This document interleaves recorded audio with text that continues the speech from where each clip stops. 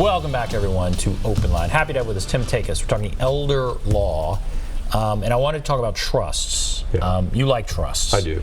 I think you have said they're one of the greatest inventions. The greatest products of the human mind. All right, so that's high praise. It is high praise. So you like them. Right. Explain what they are.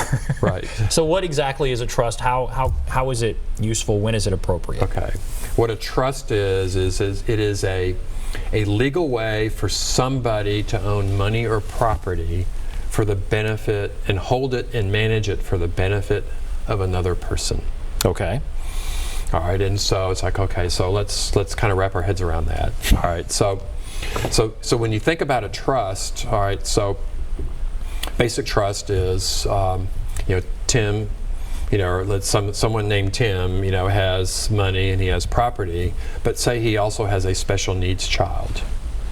And my special needs child, which I don't have, but let's say my special needs child was in his early 40s. And my major concern for him is who's going to take care of him, when he and his mother are gone. Right. Okay, right now we're 60 years old. He's still living with us, or we're kind of watching over him. But he doesn't have brothers or sisters, or if he does, we can't expect them to take care of him. But maybe we could find somebody that when we're gone that will hold the money for him and use that money for his benefit and only for him. Right. And that's a trust.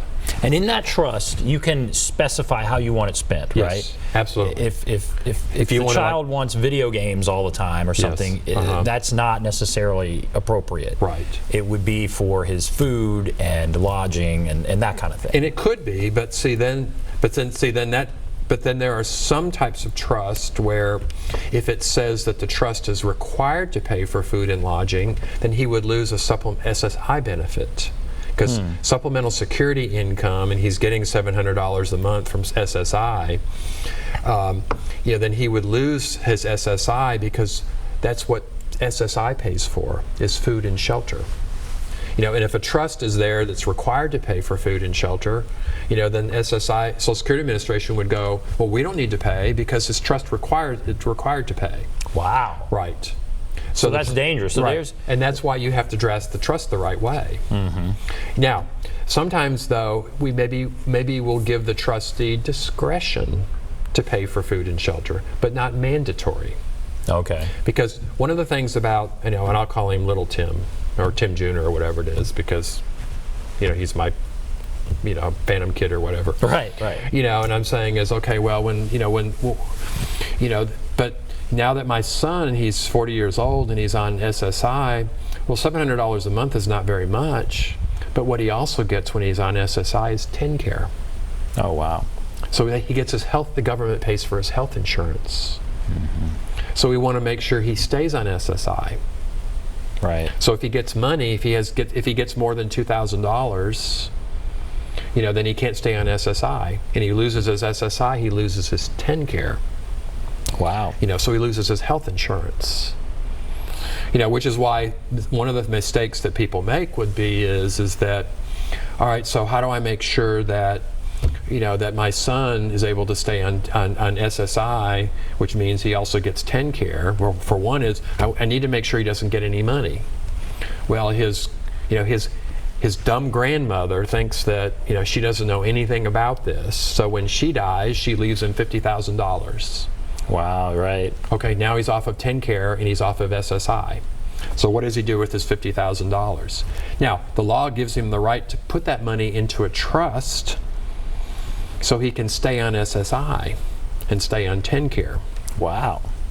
He can put it into a trust, I guess, for himself? For himself. Wow. Right. Now, there are limitations on what happens to that money, though, is that when little Timmy dies, then the trust, if there's any money left in the trust, that money has to go back and repay Medicaid. Oh, okay. Yeah.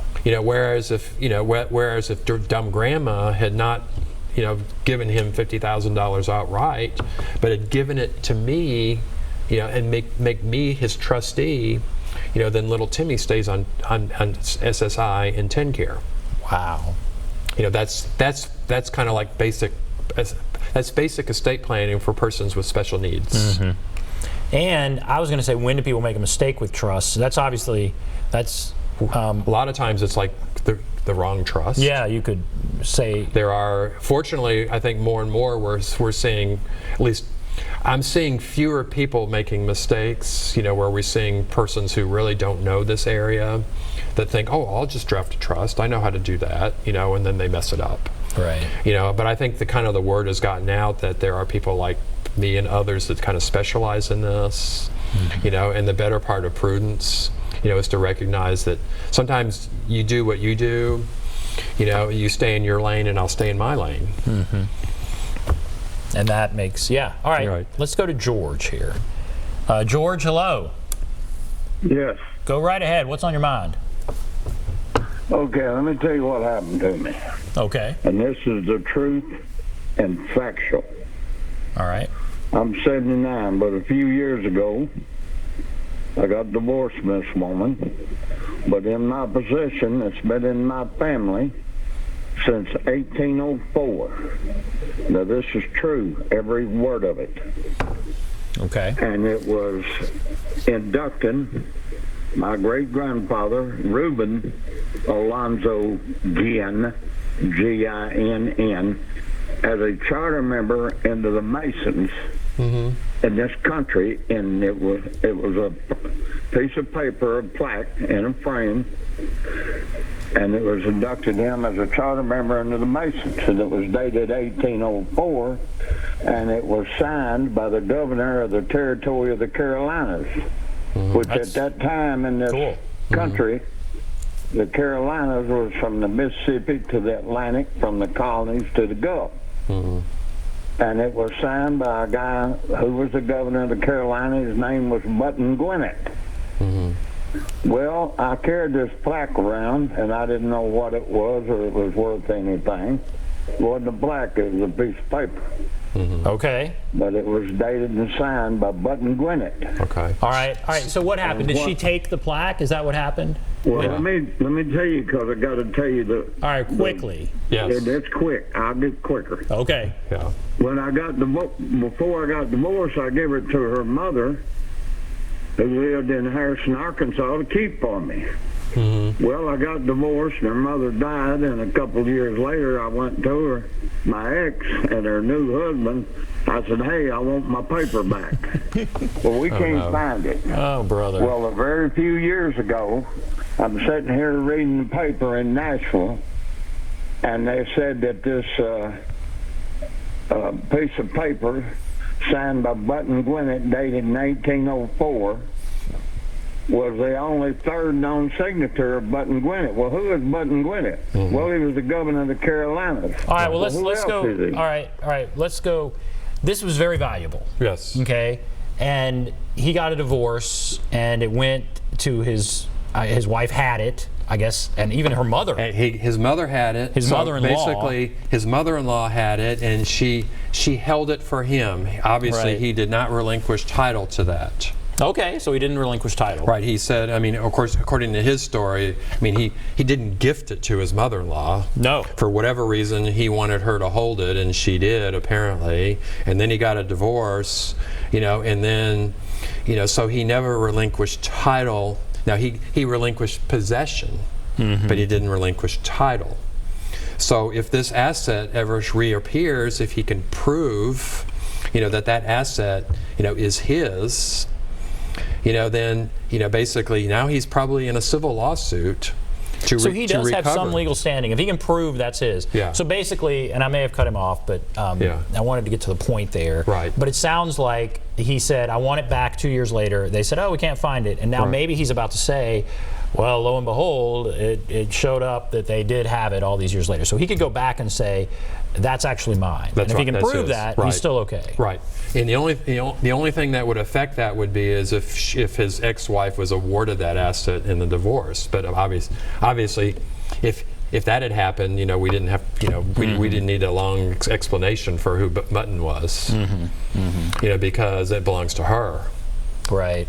And I think now possession is 9/10 of the law. What about that? Well, that's a layman's view. That's what I've heard. I know you, yeah. But that's not right. Yeah, no, so no, he no. could prove, if he can prove he never relinquished title, Yeah. and why would he? Right. And then they show up 5 years later and try and Because sell like you it and make said, a bunch of he's money. had that in his family for decades or generations. Well, so there's hope. Yeah.